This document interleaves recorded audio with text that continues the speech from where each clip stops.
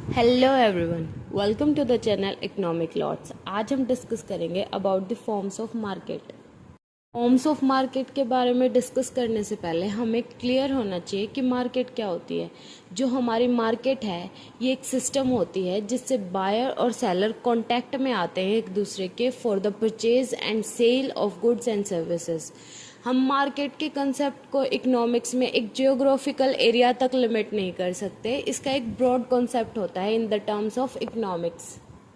Economics के term में अगर हम देखें तो मार्केट का कंसेप्ट में अगर कोई परचेजर और सेलर एक दूसरे के कांटेक्ट में आते हैं किसी मेल के थ्रू या फिर टेलीफोनिक कॉल के थ्रू, तो हम उसे भी मार्केट ही बोलते हैं। जैसे कि हमारा ऑनलाइन शॉपिंग हो गया, इसे हम मार्केट ही बोलते हैं। इसकी कोई जियोग्राफिकल प्रेजेंटेशन नहीं होती, जियोग्राफिकल एग्जिस्टेंस नहीं होती, but then also we conclude it as market.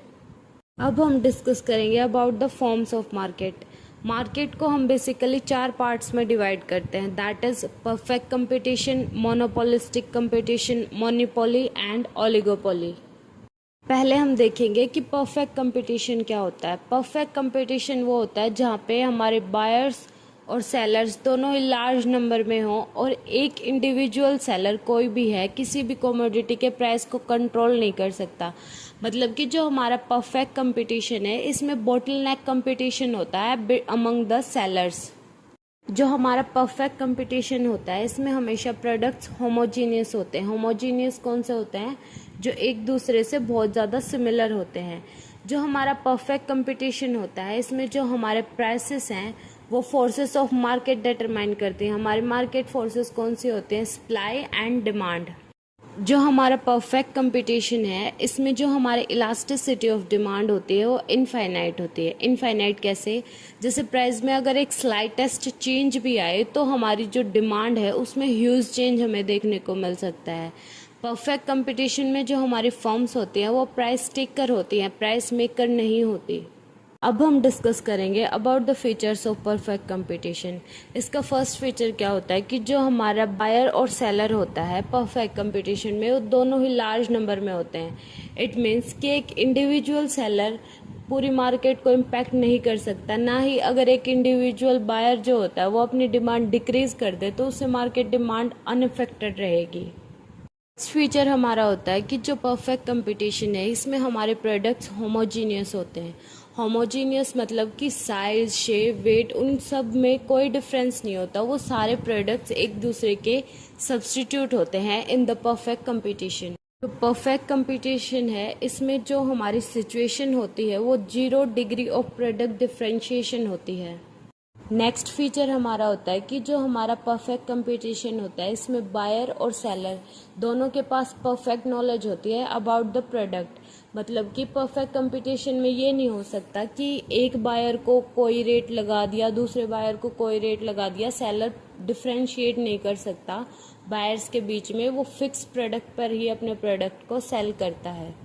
Next feature हम देखते हैं कि जो हमारा परफेक्ट कंपटीशन है वो सेलर को फ्रीडम प्रोवाइड करता है for the entry and the exit from the market. मतलब कि लॉन्ग पीरियड में कोई भी प्रोड्यूसर चाहे तो वो एंट्री कर सकता है मार्केट के अंदर और अगर वो चाहे तो एग्जिट भी कर सकता है ईजिली।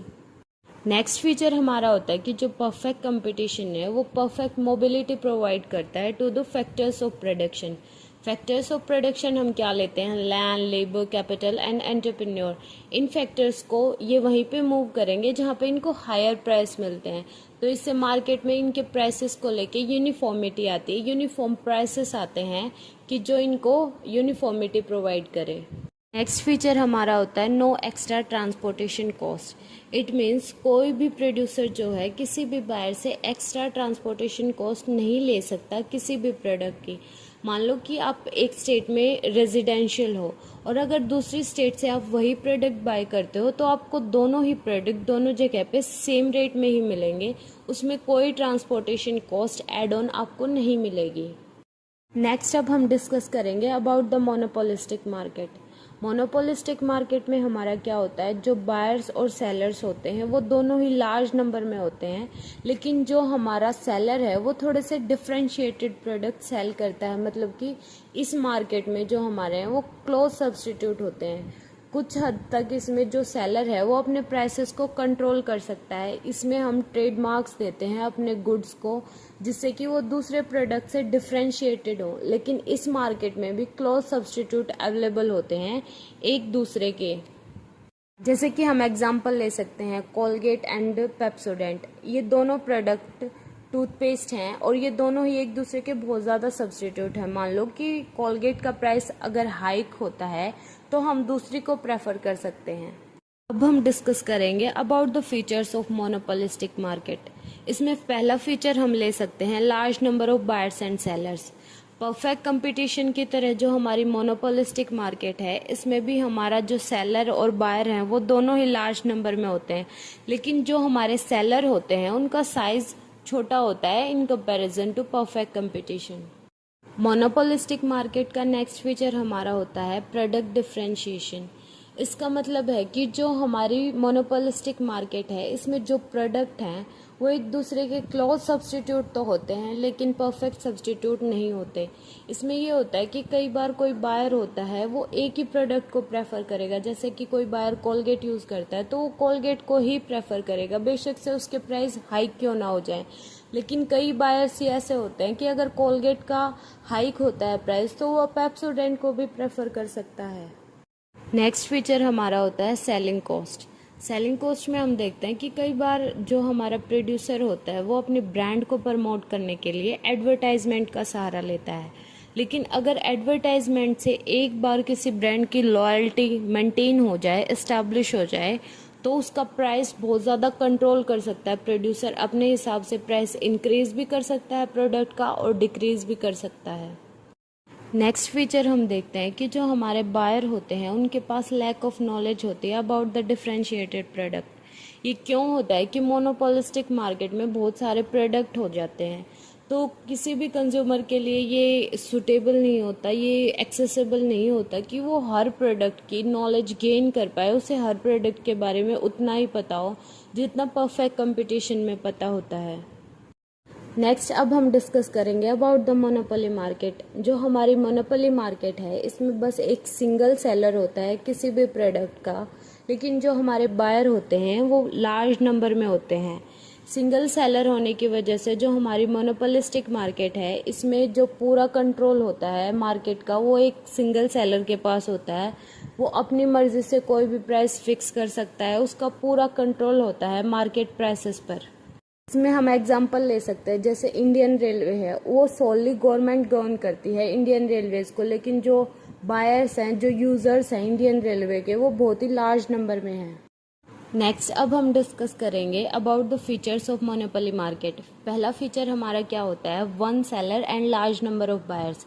जैसा हमने पहले डिस्कस किया है कि जो हमारी मोनोपोली मार्केट है इसमें सिर्फ एक ही सेलर होता है, लेकिन जो बायर्स होते हैं वो लार्ज नंबर में होते हैं। हमने एग्जांपल भी दे चुके हैं जैसे कि रेलवे।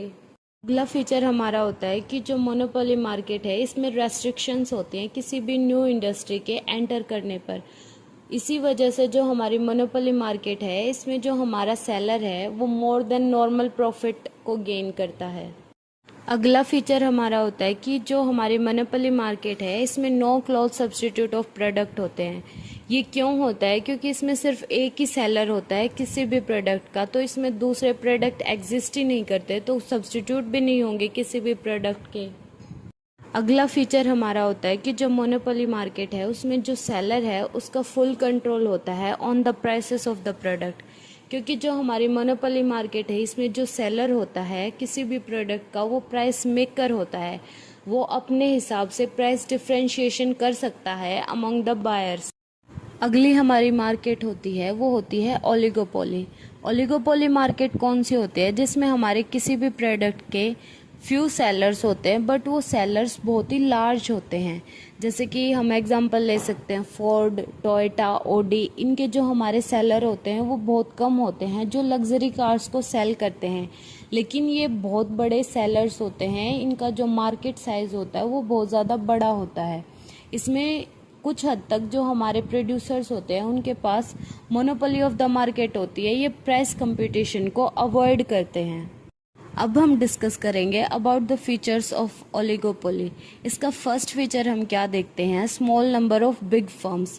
इसका मतलब क्या होता है कि जो इसमें सेलर्स होते हैं वो बहुत कम होते हैं इन द नंबर, पर जो इनका साइज़ होता है वो बहुत बड़ा होता है, क्योंकि जो हमारी ओलिगोपोली मार्केट है इसमें हम ब्रांड लॉयल्टी मेंटेन करते हैं और इसमें जो हमारा सेलर होता है उसका फुल कंट्रोल होता है over the prices of the product.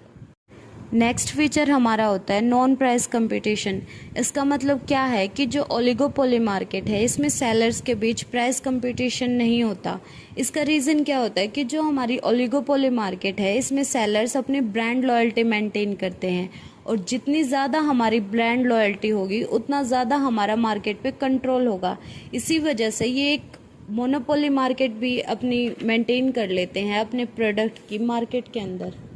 Next feature हम देखते हैं कि जो हमारी ओलिगोपोली मार्केट है इसमें एंट्री बैरियर्स होते हैं फॉर द न्यू सेलर्स। वो किस वजह से होते हैं? क्योंकि जो हमारी ओलिगोपोली मार्केट है इसमें हम ब्रांड लॉयल्टी मेंटेन करते हैं, तो इसमें पेटेंट राइट्स, ट्रेडमार्क राइट्स, इन सब पे हमें राइट मेंटेन करने पड़ते हैं। इन सब को पेटेंट राइट्स लेने पड़ते हैं अपने प्रोडक्ट के to maintain the brand loyalty. इसी वजह से इसमें एंट्री बैरियर्स होते हैं।